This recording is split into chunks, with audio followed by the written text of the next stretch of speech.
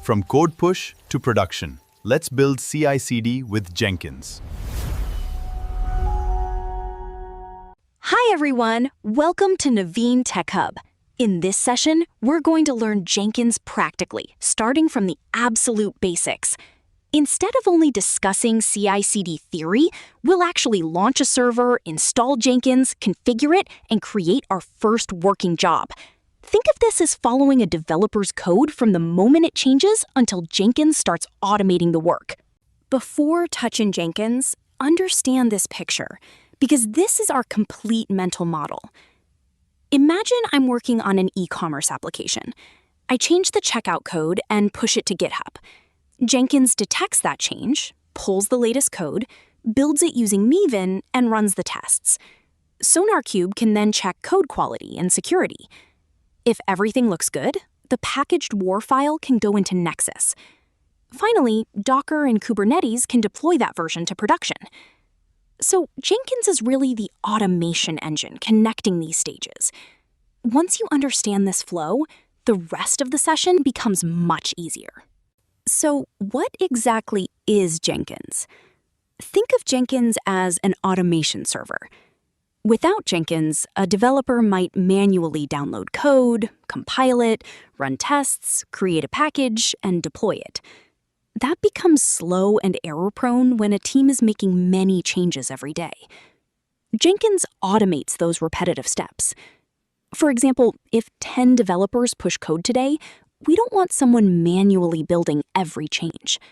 Jenkins can handle that automatically. And remember the important distinction.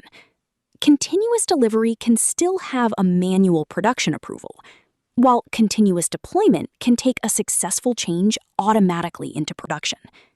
Now we'll start the practical setup. Jenkins needs a machine where it can run, and for this demo, we're using an AWS EC2 instance. In the EC2 console, we select an Amazon Linux machine and an appropriate instance type. Think of EC2 simply as renting a Linux server in AWS. In a real organization, Jenkins may run on a larger dedicated server, container platform, or Kubernetes environment. But the basic idea remains the same. Jenkins needs compute resources somewhere. After clicking Launch, AWS starts provisioning our virtual machine. Nothing complicated is happening from the Jenkins side yet. AWS is creating the compute environment that Jenkins will run on. Once this machine becomes available, we can connect using SSH and start installing our tools. This is also a good DevOps habit. Always separate infrastructure provisioning from application configuration in your mind. First, we create the server. Next, we configure the server. Now, this is where the actual setup starts. We install Git because Jenkins needs to retrieve source code. Maven is our Java build tool. Java is required because Jenkins itself runs on the JVM. And finally, we install Jenkins. Notice that after installing Jenkins, we start the service and check its status. In real troubleshooting, this status command is extremely useful. If Jenkins is not opening in the browser, one of my first checks would be, is the Jenkins service actually running? So don't just memorize commands. Understand why each component is being installed. When Jenkins starts for the first time, it doesn't immediately give us an open administrative console. It generates an initial administrator password on the server. We retrieve that password from this Jenkins secrets location and enter it in the browser. Think of this as Jenkins verifying that the person configuring the installation actually has access to the underlying server. Once we unlock it, we can move into the initial configuration. Next, Jenkins asks which plugins we want to install. For somebody learning Jenkins, I recommend starting with the suggested plugins, because Jenkins automatically gives us the most common capabilities. Plugins are extremely important in Jenkins.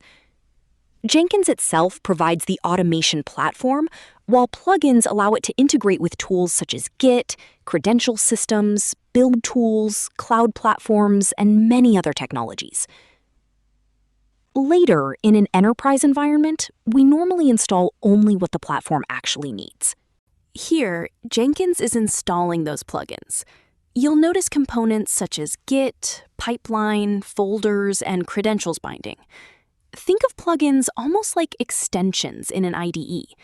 If Jenkins needs to communicate with GitHub, handle credentials securely, or execute pipelines, plugins provide those integrations. One practical production point. Don't blindly install dozens of plugins. Every plugin becomes something your Jenkins platform team has to maintain, upgrade, and sometimes troubleshoot. Now we create the administrator account that we'll use for normal Jenkins access. For a personal lab, this is straightforward. In a real enterprise setup, though, you normally wouldn't have everybody sharing one administrator account. Users would be authenticated properly and given permissions based on their responsibilities. A developer may need to run or view builds, while a Jenkins administrator needs much broader configuration access. And now we're inside Jenkins. Think of this dashboard as our automation control center. From here, we can create jobs, review build history, inspect the build queue, configure agents, and manage the Jenkins environment.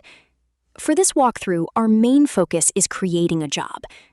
Later, when Jenkins workloads become larger, instead of executing everything on one machine, we can use multiple agents to distribute builds. Before creating the job, let's quickly understand Manage Jenkins. This is where most administrative configuration lives. Tools let us configure things such as Maven or JDK locations. Plugins extend Jenkins functionality. Nodes control where jobs can run. Credentials are where we securely configure access to systems such as Git repositories or cloud services. So whenever you're thinking, where do I configure something globally in Jenkins? Manage Jenkins is normally the first place to check. Here's a practical example of extending Jenkins.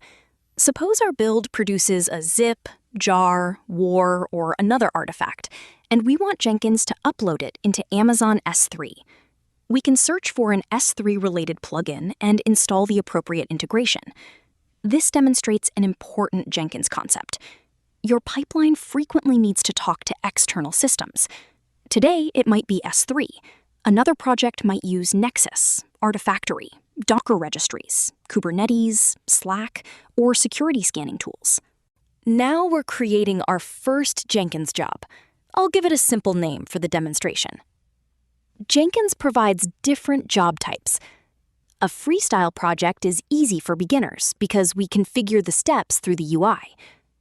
A pipeline becomes more powerful because our CI/CD flow can be represented as code and divided into stages. For now, concentrate on one idea. A Jenkins job defines the automated work Jenkins needs to perform. Once the job is created, we reach the configuration page. Think of this screen as the job's control panel. Here we decide things like description, build retention, parameters, source code, triggers, build steps, and post-build actions. For example, if this is an e-commerce payment service build, I would give the job a meaningful description, so another engineer immediately understands what the job is responsible for. Small operational details like this become valuable once you have hundreds of Jenkins jobs. Now we reach one of the most important CI concepts. What actually starts the build? Jenkins supports different triggers. In a modern GitHub workflow, a webhook is commonly used. Imagine a developer pushes a bug fix at 2 p.m. GitHub sends an event to Jenkins, and Jenkins immediately starts the build. Nobody needs to log in and press a button. That automatic reaction to code changes is where continuous integration starts becoming genuinely useful. This is where we tell Jenkins what work to perform. Build steps happen in sequence. Perhaps compile the code, run unit tests, and package the application. Post-build actions happen after those steps. For example, after a successful build, we may archive the artifact or notify the team. If a test fails, we may send an alert. So remember this simple mental model. Build steps do the primary work. Post-build actions handle what should happen after that work. Jenkins gives us several ways to execute the build. Execute shell is extremely flexible because we can run normal Linux commands. If we're using Maven, Jenkins can also invoke Maven directly. If it's Gradle, we have Gradle options. In real DevOps work, you'll see all of these patterns. The important point isn't memorizing every menu option. Ask yourself, what command would I normally run manually on the build server? Jenkins is simply automating that same operation. Now comes one of my favorite parts when learning Jenkins, actually running the job and watching console output. Jenkins creates a workspace for the job and executes our commands there. Console output shows exactly what Jenkins executed and what the command returned. Whenever a Jenkins build fails, this is one of the first places you investigate. Scroll to the failing stage, identify the command and error, and work backward from there. Here we see finished success, which tells us our job completed successfully. Now let's make the job more reusable. Instead of hard-coding everything, Jenkins allows us to pass parameters when a build starts. Imagine we have the same deployment process for dev, QA, and production. Rather than creating 3 almost identical jobs, we could pass an environment parameter. Or maybe we want the engineer to choose which Git branch to build. Parameters allow one job to behave differently based on controlled user input. Here, you can see different parameter types. A string parameter might accept a branch name. A choice parameter could give us dev, QA, or production. Password and credentials parameters are useful when sensitive information is involved. The main lesson here is don't put secrets directly into build scripts. Jenkins provides mechanisms for handling credentials more safely. In real CI/CD systems, credential management is a critical part of pipeline security. Even after parameterizing a job, we still need to decide how it starts. A developer can launch it manually, another job can trigger it, a webhook can react to Git changes, or Jenkins can poll source control. Polling basically means Jenkins periodically asks, has anything changed? Webhooks are usually more immediate because the source control platform tells Jenkins when an event occurs. Understanding the trigger helps you understand whether your pipeline is truly event-driven or schedule-driven. Now our Jenkins job needs the actual application source code. Under source code management, we select Git and provide the repository URL. If the repository is public, that may be enough for a basic lab. If it's private, Jenkins needs appropriate credentials.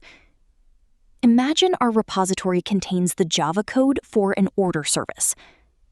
Every build starts by retrieving that source code, so Jenkins always builds from the version stored in source control, not from somebody's laptop.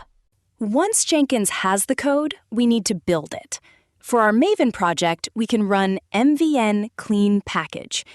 Clean removes output from an earlier build, and package runs the Maven lifecycle required to create the deployable artifact. So imagine a developer pushed an updated checkout feature. Jenkins downloads that code, Maven builds it, tests run as part of the build lifecycle, and we get a packaged artifact. This is where Jenkins and Maven start working together as part of CI. There's another way to do the same Maven build. Instead of executing Maven through a generic shell command, Jenkins can invoke a configured Maven installation directly. Here, we provide the goals clean package without typing mvn. Both approaches demonstrate the same underlying idea. Jenkins isn't replacing Maven. Maven still understands how to build the Java application. Jenkins is orchestrating when and where Maven runs as part of the automated workflow. And that gives us a working Jenkins job from start to finish. We launched the server, installed Jenkins and its dependencies, unlocked and configured Jenkins, explored plugins, created a job, configured triggers, connected Git, added build steps, introduced parameters, and finally built our application using Maven. The important takeaway is not just where to click in Jenkins. Remember the engineering flow.